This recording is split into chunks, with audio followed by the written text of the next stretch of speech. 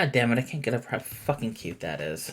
Monster Hunter Rise is a video game I really like and spent a lot of time on the Nintendo Switch. When I heard that there was a PC release coming out at the beginning of the year, I was excited, because I would be able to play a game I really liked at a higher frame rate and not on a tiny screen that would hurt my eyes if I played on it for too long. But then I realized I wouldn't have much time to play between getting started on learning how to make videos such as this in the first place, and also because of these. But none of that matters aside from providing context. The main reason I'm making the video on the PC release of Rise is because the expansion for it, Sunbreak, is coming out approximately 1 month from the release of this video. To say that it's had me scrambling to get things ready is a bit of an understatement. So kick back, relax, get your favorite flavor of Fluffy Bunny non-going tea ready, and let's talk about what's good about Monster Hunter Rise. Before we get more in depth with any of the mechanical stuff, I just have to get this out of the way. This game was originally developed for the Nintendo Switch. It is capable of running at 4K with an uncapped frame rate on PC.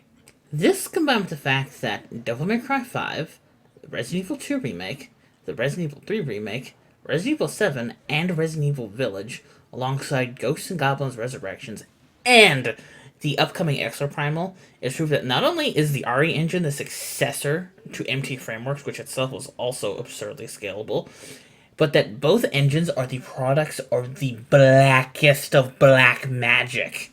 But enough of that, let's get back to the hunting of monsters. The basic conceit of Rise is that you are the latest hunter of Kimura Village, and you gotta investigate and defend your home from a phenomenon known as the Rampage, an event that causes all monsters in the area to go into a violent frenzy and go on a stampede. It's a simple setup that I like by virtue of it being in the background while I'm doing other things, because it always feels like I'm advancing stuff from behind the scenes. Another reason I'm talking about Monster Hunter Rise this month is that the early game has significantly changed since the original Switch launch. The game is divided into low rank and high rank, as these games often are. The former serves as an easy in period that teaches mechanics and eases the player into the game, while the latter is effectively where the quote-unquote real game starts, introducing stronger variants of monsters introduced in low rank, and new monsters exclusive to high rank. We're largely going to be focusing on low rank because if you're a returning player like me, the game gives you 2 armor sets and a high-powered weapon in each of the game's 14 different weapon types. That's right, 14 different weapon types. These are designed to speed along the low rank experience, and while that's fine and I appreciate it, there's something that feels a bit lost for newer players getting into it for the first time. And while I know the solution is to just not use the stuff, it's a bit too convenient to pass up. In the case of the returning players, though, that's great, because I can get through it without much hassle. And because it was originally designed for handheld play, it means that everything about Monster Hunter Rise is designed around getting into the hunt as quickly and conveniently as possible. You load in, you see the monster on the map, or the general location if it's your first time hunting it, you go there, and you hunt it. It's a series formula refined to its purest form, and I absolutely adore it. The biggest is the Palamute. They are canine-like good boys and girls that, alongside your feline Palika buddy, hunt the monsters with you, forming a makeshift hunting party. You can also ride the Palamute for increased speed and to get to point A to point B faster, whilst also doing initial G slides and drifts for speed boosts. They're fucking sick. You can also heal, sharpen your weapon, apply buffs, and collect endemic life buffs all over the place while on canine back. This is also tied into hub areas and gear as well. Weapons and armor overall require less materials for crafting and upgrading, which is especially useful in the case of that catch-up gear the game gives you. And the game has one major advantage over Monster Hunter World. The hub area is fucking flat. Don't get me wrong, I love Astera from World. It was a living, breathing space that had personality, but my goodness, was it a pain in the fucking ass to navigate. Each major component of the game's out-of-hunt gameplay was spread apart over 5 different levels, and I'm gonna stop raging about it because I don't want to punch my wall and rage thinking about it. Everything in Kimura takes a page from Iceborne's hub, which isn't an expansion, which means you gotta pay extra money for it, so my rant still counts, in that everything is on a singular goddamn floor, and there's a map that you can fast travel with. It's small stuff like that I really appreciate because it does one thing that I wish more games these days did. Nobody did not waste my fucking time. Thank you, Monster Hunter Rise. Thank you for respecting my time. Anyway, all of this is awesome. But what about the monsters? I'm pleased to inform you that they are rad to fight, the new introductions in particular. Like everything you've seen in this video so far, they are themed on Japanese mythology, specifically demons and yokai. My personal standouts are the umbrella/crane-tinged Akadasam and the goofy and charming as hell Tetranodon, a combination of the Kappa demons and a platypus that apparently picked up some sumo moves to fight hunters. I'm not questioning it because Monster Hunter, for me at least, is at its best when it's being incredibly fucking silly. In addition to the standard hunts, there are also the rampage missions that are there to progress the story and give unique rewards as well. They're like a third-person tower defense game at times. I'm personally not a big fan of them because it deviates from the standard Monster Hunter formula too much for my taste, but I appreciate that it's in there. There's also the biggest of the changes that I'm so glad is in here, the wire bug. The wire bug is another helping buddy you get, but unlike the others, showcases personality through gameplay. It's essentially a grappling hook that you use for both traversing the areas in the seamless vertical areas in the game, and fighting monsters using new Silkbind attacks.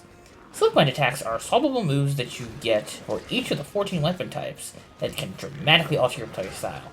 They offer a layer of customization that really goes a long way to keep things fresh. These and the monsters get doled out in a steady progression, and it always feels like they go at a decent pace. It's great stuff. And before anyone asks, I use longsword and dual blades because I am trash. Also, they're really fucking fun.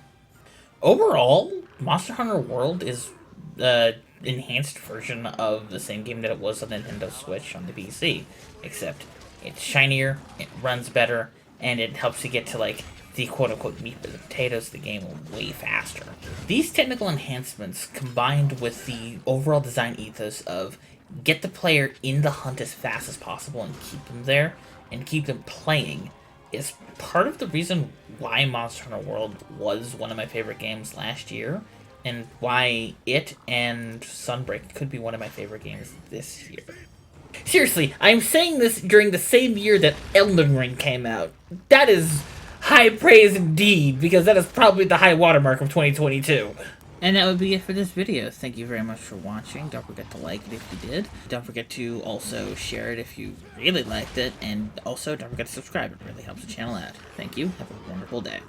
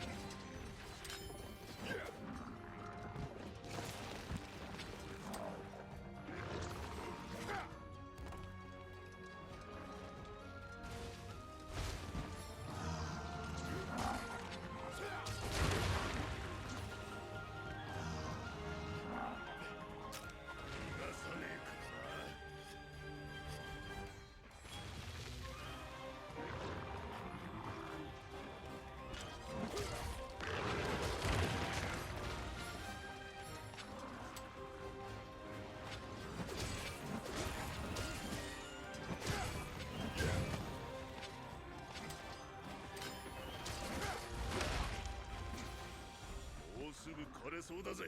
そうらいけ。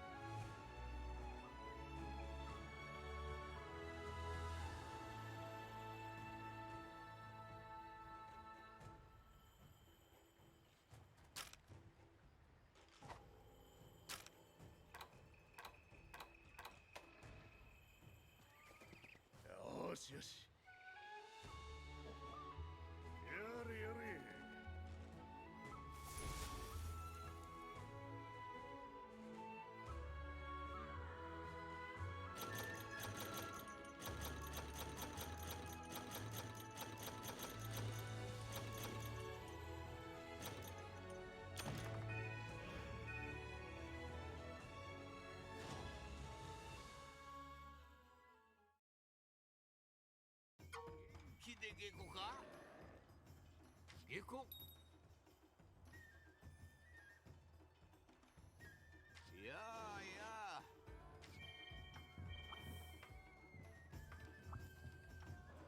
集会所へようこそ。